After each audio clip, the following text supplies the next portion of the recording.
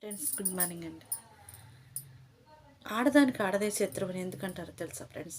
మనతో వండుకుంటూనే స్నేహం అనే ముసుగులు మన కుటుంబాన్ని కూల్చేవాళ్ళు, మనతో నటిస్తూనే స్నేహం అనే ముసుగులు మరీ మరీ చెప్తున్నారు. ఎవరైనా స్నేహితులైనా బంధువులైనా ఆడవాళ్ళు ఎప్పుడు కూడా ఆడవాళ్ళలాగా ఉండాలి.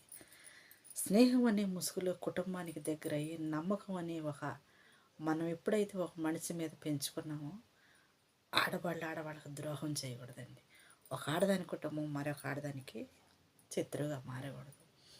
ఒక ఆడదాని మొగుడిని కానీ నీ స్నేహితురాలే కావచ్చు, నీ బంధువులు కావచ్చు, నీతో ఉన్నవాళ్ళు కావచ్చు, ఎవరైనా సరే ఉంది ఫ్రెండ్స్, మనల్ని ప్రేమించేవాళ్ళు, మనల్ని ఆదరించేవాళ్ళు ఎవరైనా మన కుటుంబం తర్వాత ఉన్నారు అంటే అదే కన్ఫామ్గా మన స్నేహితులు.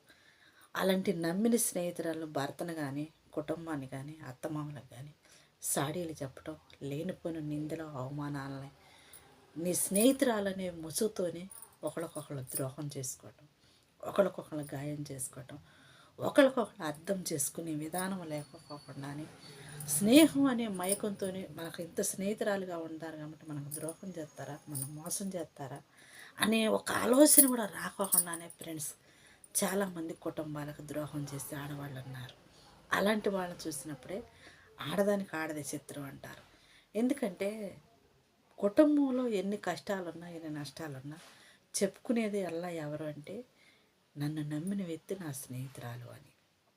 నన్ను నమ్మిన వాళ్ళు ఎవరైనా నా తల్లిదండ్రుల తర్వాత ఉన్నారు అంటే నాకు మంచి స్నేహితురాలు ఉన్నది, మంచి స్నేహితుడు ఉన్నాడు అని చెప్పేసి చెప్పుకోవాలి. ప్రేమతో, ఐక్యతో, ఆనందంతో ప్రతి కష్టాన్ని కూడా దాసేది ఎవరు అంటే స్నేహితులు అంటారు.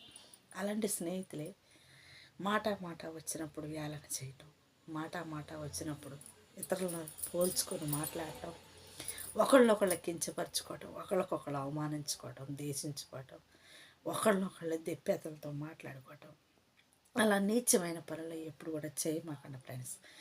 ఏ ఆడదైనా సరే ఉంది, మాట్లాడటం ఇష్టం లేకపోతే వదిలేసేయండి. వాళ్ళ ఫ్యామిలీ విషయాలు కూడా అక్కడే వదిలేసేయండి. వాళ్ళ కుటుంబం ఎట్టా, వీళ్ళ కుటుంబం అట్టా, నేను దాంతో స్నేహం చేశానమాట, అది అట్టా ఇది ఎట్టా అని చెప్పేసి ఎదవ మాటలు మాట్లాడి ఎదటి వాళ్ళ కుటుంబాలకు ద్రోహం చేయమాకండి. ఎందుకంటే నువ్వు ఇవాళ ఒకళ్ళ కుటుంబానికి ద్రోహం చేస్తే రేపు నీ కుటుంబానికి ద్రోహం చేసేవాళ్ళు నీతో ఉండవాళ్ళే కావచ్చు. నువ్వు నమ్మకపోవచ్చు, నీకు స్నేహితులంటే ఇష్టం లేకపోవచ్చు, స్నేహితులంటే పడకపోవచ్చు. ఎందుకంటే నువ్వు ద్రోహం చేసినట్టే నీకు ఎవరైనా చేస్తారని ఒక ఫీలింగ్ని బట్టి నువ్వు ఉండొచ్చు.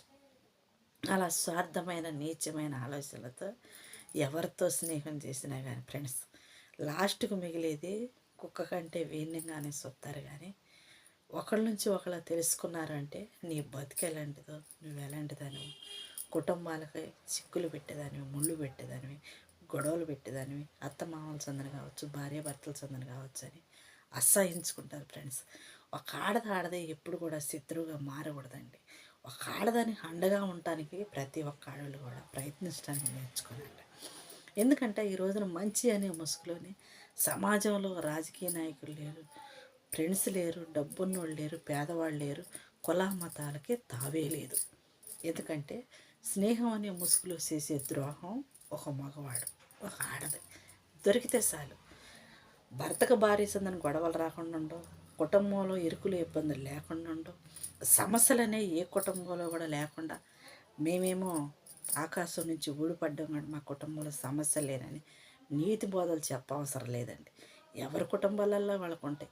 అలాంటి వాళ్ళకి ఒక్కొక్కళ్ళ మనస్తత్వాన్ని బట్టి కొంతమంది నొచ్చుకునే వాళ్ళు ఉంటారు, కొంతమంది ఓర్చుకునే వాళ్ళు ఉంటారు, కొంతమంది తట్టుకోలేని వాళ్ళు ఉంటారు. అలాంటి మగవాడికి ఆడది దగ్గర కావటం, ఆడదానికి మగవాడి దగ్గర అయ్యి ఆ కుటుంబంలో ఇంకొక గాయాన్ని మాత్రం మిగిలించమాకండి. ఎందుకంటే వాళ్ళ బెడ్ల ఉసురు మీకు తగిలేలాగా ఈ కుటుంబం కూడా చేసుకోమాకండి.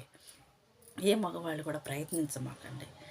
ఎదట వాళ్ళకు పిల్లలకి తండ్రి అయ్యే అర్హత ఉన్న మగవాడు కన్నబిడ్డలకు తండ్రిగా ఎందుకు నిలబడలేడు? ఒక్కసారి అమ్మాయికి పుడితే జ్ఞానంతో ఆలోచించండి. తప్పు చేసే ముసుగులు రక్త సంబంధాలకు ద్రోహం చేస్తున్నామని మాత్రం ఏ ఒక్క మగవాళ్ళు తెలుసుకున్నా కానీ ఫ్రెండ్స్ మీ జీవితాలు చాలా బాగుంటాయండి. ఎప్పుడు కూడా అవకాశం దొరికిద్ది, ప్రతిసారి వచ్చింది. కుక్కలు దొంగతనంగా జొరబడి ఇళ్లలో తినాలంటే మన తలుపులు తీసి పెట్టుకునే అవసరం లేదు.